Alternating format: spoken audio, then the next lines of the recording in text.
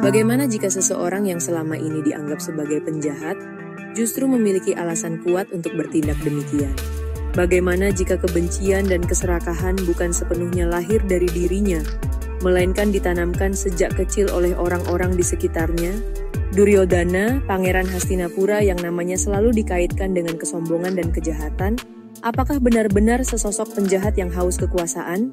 Ataukah ia hanyalah korban dari ambisi pamannya, Sangkuni, yang ingin membalaskan dendam keluarganya? Di balik perang Bharatayuddha yang menghancurkan dinasti Kuru, tersembunyi kisah seorang raja yang berjuang demi harga diri dan kehormatannya. Apakah Duryodhana benar-benar layak disebut sebagai penjahat? Atau mungkin sejarah tidak pernah benar-benar adil dalam mengisahkan hidupnya? Tonton video ini sampai akhir untuk mendapatkan jawabannya. Namun, sebelum kita membahas kisahnya, jangan lupa dukung terus channel Kisah Hindu agar semakin berkembang dan terus semangat membuat konten menarik lainnya dengan cara tekan tombol subscribe dan lonceng notifikasi agar kamu tidak ketinggalan kisah-kisah menarik berikutnya di Kisah Hindu. Duryodhana lahir sebagai putra sulung Raja Dhritarashtra dan Permaisuri Gandhari. Sebagai anak tertua dari keluarga Kuru, ia merasa bahwa takhta Hastinapura seharusnya menjadi haknya. Namun takdir berkata lain. Kelahiran Pandawa, terutama Yudhishthira, membuatnya harus berbagi warisan dengan mereka. Sejak kecil, Duryodhana sudah menaruh rasa iri yang mendalam kepada para Pandawa. Ia melihat mereka bukan sebagai saudara, melainkan sebagai ancaman yang harus disingkirkan. Perasaan itu semakin diperkuat oleh bisikan licik pamannya Sangkuni. Sang paman, yang berasal dari kerajaan Gandhara, menyimpan dendam terhadap Hastinapura karena adiknya, Gandhari, harus menikah dengan Dhritarashtra yang buta. Sangkuni mencintai Gandhari dengan segenap hatinya dan merasa bahwa pernikahan itu adalah penghinaan bagi keluarganya. Dalam pikirannya, satu-satunya cara untuk membalas dendam adalah memastikan Duryodhana merebut kekuasaan dan menghancurkan keturunan Pandu. Ia mulai menanamkan benih kebencian dalam hati keponakannya, membuatnya percaya bahwa Hastinapura hanya pantas diperintah olehnya, bukan oleh Yudhishthira atau siapapun dari garis keturunan Pandu.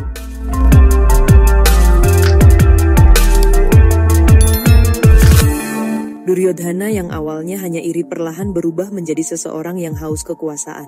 Sangkuni mengajarinya cara menipu, berbohong, dan merancang strategi jahat demi merebut takhta. Salah satu rencananya adalah membakar Pandawa hidup-hidup dalam istana Lak. Namun usaha itu gagal. Tidak berhenti sampai di situ, Sangkuni juga yang mengatur permainan dadu, di mana Pandawa kehilangan kerajaan, harta, dan bahkan harga diri mereka ketika Draupadi dipermalukan di hadapan para raja.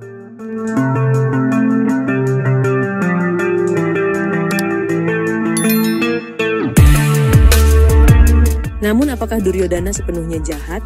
Ia adalah seorang pangeran yang setia kepada sahabatnya, Karna. Di saat dunia merendahkan Karna karena statusnya sebagai anak kusir, Duryodhana justru melihat potensinya. Ia tidak peduli dengan asal-usul Karna dan mengangkatnya sebagai Raja Angga, memberikan kehormatan yang tidak pernah diberikan oleh siapapun. Baginya Karna adalah satu-satunya ksatria yang bisa menandingi Arjuna. Persahabatan mereka adalah bukti bahwa Duryodhana memiliki sisi baik yang jarang terlihat.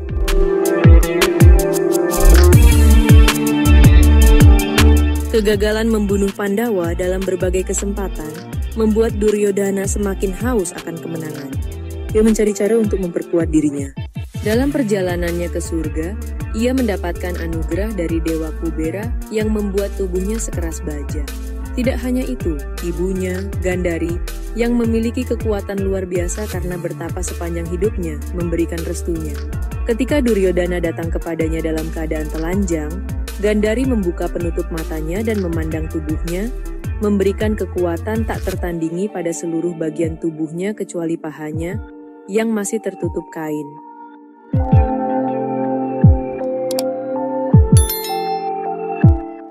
Perang Bharatayuddha pun pecah. Duryodhana bertarung dengan gagah berani, memimpin pasukan Korawa melawan Pandawa. satu persatu jenderalnya gugur, termasuk Karna yang ia cintai seperti saudara sendiri. Pada akhirnya, ia harus menghadapi Bima dalam duel 1 lawan 1. Perjuangannya hampir membuahkan kemenangan, tetapi Krishna, yang melihat bahwa Duryodhana terlalu kuat, membisikkan strategi licik kepada Bima. Mengikuti perintah Krishna, Bima menghantam paha Duryodhana dengan gadanya tepat di bagian tubuh yang tidak mendapatkan berkah Gandhari. Duryodhana pun tumbang, tergeletak di tanah, terluka parah, tetapi tidak menyerah. Saat sekarat, ia tidak menangis, tidak memohon ampun, dan tidak menyesali tindakannya. Dengan sisa tenaganya, ia menertawakan Pandawa dan mengatakan bahwa dirinya telah hidup sebagai seorang ksatria, bertarung seperti raja, dan mati dengan kehormatan. Dalam beberapa versi Mahabharata, setelah kematiannya, ia diterima di surga karena dianggap telah menjalankan tugasnya sebagai seorang raja dan ksatria dengan sepenuh hati. Duryodhana bukan hanya seorang penjahat, tetapi juga korban dari ambisi, dendam, dan hasutan orang-orang di sekitarnya.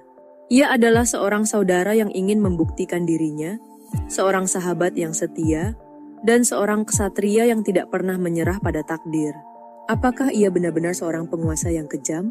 Ataukah ia hanya bidak dalam permainan besar yang telah ditentukan sejak awal? Tulis pendapat kalian di kolom komentar. Jangan lupa like, komen, dan subscribe channel ini agar kamu tidak ketinggalan kisah-kisah menarik lainnya di Kisah Hindu.